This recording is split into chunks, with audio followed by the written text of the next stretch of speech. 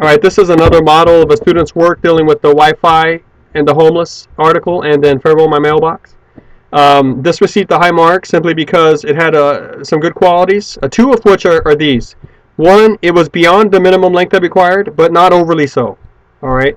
So this student knew how to control the thoughts and how to articulate it concisely, and to produce more than I was asking. All right. But then again, not so that it gave me the impression that he or she didn't know when to stop. So there was control here manifested.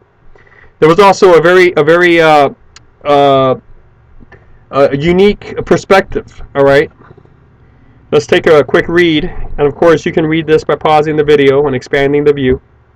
Read the whole thing on your own. But here we go. While at first glance a lot of the two subjects seems almost nothing alike, however, a closer second look at the material reveals that the homeless and the mailbox have a very common point in most subjects nowadays. Both of them have a company that doesn't seem to care much about the appeal for the general public. And then the student elaborates on that with the rest of the paragraph. The USPS is cutting jobs even though it knows it's going to, cause a lot of pain to a lot of people. And then that company from New York that's coming down to San Antonio, Texas to exploit the homeless, they don't care about the people. All right, so that was a genuine commonality at the bottom of these articles, one of a couple that was really underneath the surface and there. All right. Now the second part of this goes on to elaborate on how both of them deal with the use of people. Okay.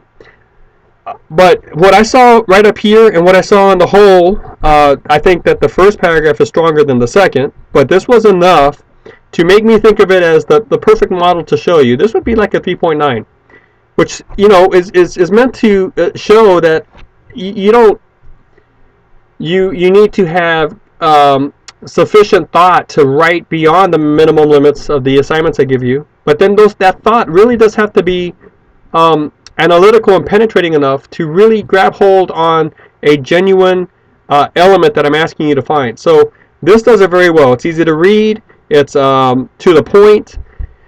It's concrete yet general enough, so I know that this person is making the general connection. I thought it was sufficient to give it a 3.9.